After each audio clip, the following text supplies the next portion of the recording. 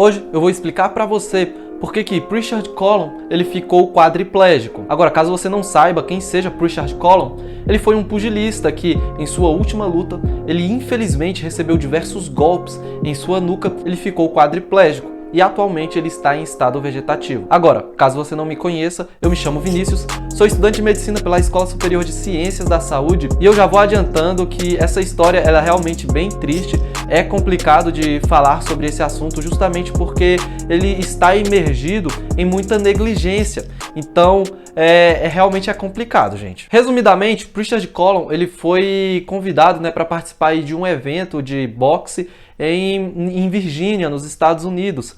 E durante essa luta aconteceram diversas coisas que normalmente não se acontecem. A luta ela é essa daí.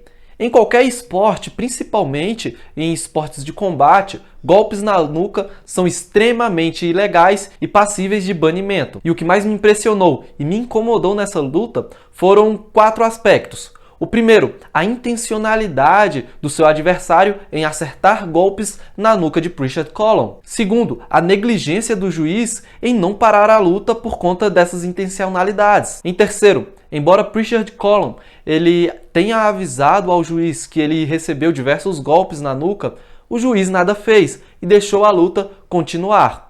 E em quarto, o que mais me chocou foi que em determinado round ali da luta, um suposto médico foi avaliar como que estava a integridade da nuca de Pritchard Colum. Ele analisou ali como estava o lutador e, acredite se quiser, ele deu aval para a luta continuar. Olha que absurdo, gente. Enfim, como eu falei para vocês, essa luta é bem difícil de assistir justamente porque ela é acompanhada de diversas negligências dentro desse esporte. Mas, em resumo, Pritchard Colum, ele infelizmente perdeu essa luta. Ele, após terminar, ele foi ao vestiário, estava passando muito mal, estava com muita dor de cabeça, enjoo também era frequente e foi encaminhado ao hospital. Lá ele foi submetido a algumas cirurgias e infelizmente foi daí para pior.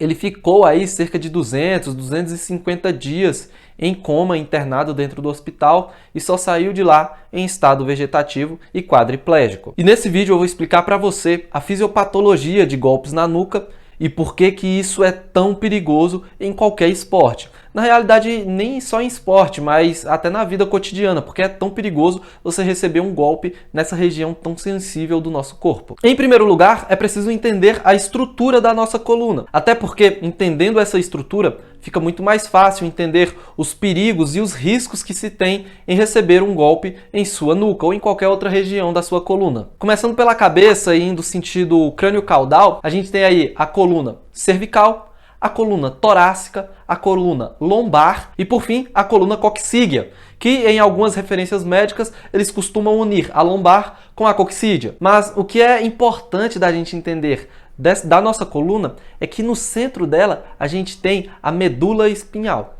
E da mesma forma que o cérebro, a nossa medula espinhal ela é protegida por uma camada óssea. No cérebro é o crânio, na medula espinhal são as vértebras. Além disso, a medula espinhal ela tem diversas semelhanças com o cérebro, além de uma camada óssea protegendo eles. A medula espinhal, da mesma forma que o cérebro, ela tem as meninges, que protegem justamente essa estrutura que é extremamente nobre e muito frágil. E essas meninges são iguais à do cérebro, então é a pia mater, a dura mater e a aracnoide. E essas meninges servem justamente para proteger a medula espinhal de qualquer tipo de impacto, dano que possa vir a acontecer. Gente, uma coisa que eu preciso que vocês entendam.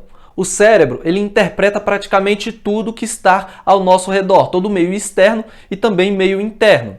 E para isso acontecer, para a gente entender e para a gente interpretar as coisas que estão ao nosso redor, a medula espinhal precisa enviar essas mensagens para o cérebro e o cérebro, consequentemente, precisa enviar as respostas a esse estímulo para todas as regiões. Ficou um pouco confuso? Então pense nesse exemplo. Imagine que você está andando aí descalço na sua casa e sem querer você pisa em um prego que está com a ponta virada para cima. O que você faz? Você, quando pisa no prego, você já tira o pé de uma vez. Pegando essa situação e colocando nisso que eu estou te explicando, é o seguinte: quando você imediatamente pisa nesse prego, os nervos que inervam o seu pé mandam essa informação imediatamente para a sua medula espinhal. Essa que, por sua vez, envia essa informação para o seu cérebro, ela avisa, pô, tem um prego ali, tira o seu pé. E o que o cérebro faz? Ele fala, pô, tira o pé daí. Aí ele vai e envia esse sinal, tira o pé pelos nervos que caminham, que decursam pela medula espinhal, chega no seu pé e você retira o pé dali. Resumidamente, é mais ou menos isso que acontece. Agora você está entendendo a importância dessa estrutura, a medula espinhal, para o nosso organismo? Agora que você entendeu o que são as vértebras,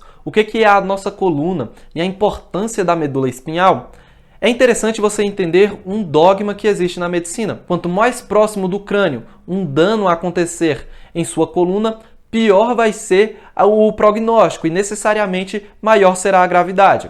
Por exemplo, caso você receba um dano em sua coluna lombar, você vai ter um prognóstico. Agora, caso você tenha esse mesmo dano, de mesma intensidade, na sua coluna cervical, a gravidade vai ser muito maior e necessariamente o prognóstico vai ser mais pessimista. E explicar o porquê que isso acontece é muito complicado. E é justamente por isso que eu vou me dar ao luxo de fazer um exemplo aqui para vocês. Presta atenção nessa imagem aí. Imagina que o cérebro ele é como se fosse uma distribuidora de energia para uma pequena cidade. Para que esse exemplo ele fique mais fidedigno, eu quero que você imagine que essa distribuição ela aconteça em série, não em paralelo, beleza? Agora, voltando ao exemplo. Caso você tenha um problema lá no final da rede de distribuição, apenas algumas casas serão afetadas, ao passo que, se o dano acontecer lá no início, praticamente todas as outras casas serão afetadas. Em nosso organismo, é praticamente a mesma coisa. Caso aconteça um dano lá nas vértebras lombares, apenas algumas regiões do nosso corpo serão afetadas.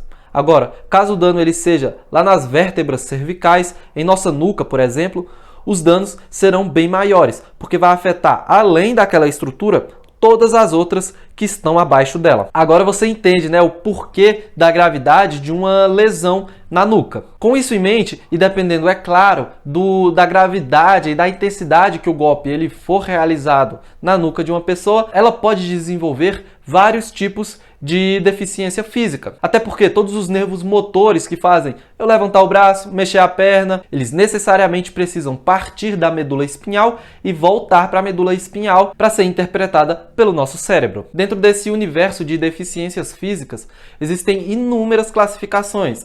Mas, em resumo, eu quero que você se prenda a apenas duas: as paresias e as plegias. Quando a gente está falando em uma plegia, quando termina com esse sufixo, plegia, estamos diante de uma perda total dos movimentos. Então, quando a gente está falando de uma paraplegia, é uma perda total dos movimentos dos membros inferiores. Ao passo que, quando a gente está falando em uma paresia, é quando tem uma perda parcial dessa região, como, por exemplo, uma paraparesia. Enfim, existe uma tabela enorme com cada uma dessas definições. Se você quiser saber um pouquinho mais sobre isso, joga aí no Google que você vai encontrar rapidinho. Mas o que eu quero que vocês entendam é que o Pritchard Column ele está quadriplégico, justamente porque ele perdeu o movimento total dos 4 quadrantes do seu corpo. Então, a região superior direita, superior esquerda, inferior direita e inferior esquerda. Infelizmente. Um quadro vegetativo, ele nada mais é do que quando a pessoa ela não tem mais movimento voluntário nenhum de seu organismo e nem consegue demonstrar alguns níveis de consciência. Infelizmente, esse tipo de quadro ele é irreversível, né? Porém, a família dele ainda trabalha com fisioterapia, acredita aí em um milagre que possa vir a acontecer, até porque, né, gente, enquanto há vida, há esperança. Existe aí também um processo correndo aí da família, processando essa instituição, né, que promoveu esse evento, mas eu não pesquisei muito a respeito disso, justamente porque não é o meu interesse falar sobre isso. Eu estava um pouquinho mais preocupado em falar sobre essa fisiopatologia de golpes na região cervical. Eu realmente espero que você tenha entendido esse vídeo. É difícil falar para você que eu espero que você tenha gostado, né? Porque, infelizmente, essa notícia é muito triste. Mas eu realmente espero que você tenha entendido como que isso acontece. E caso você tenha algum tipo de dúvida a respeito de tudo isso que aconteceu, comente aí embaixo que, caso eu saiba, né, vai ser um prazer te responder. Eu vou ficando por aqui e até o próximo plantão. Tchau!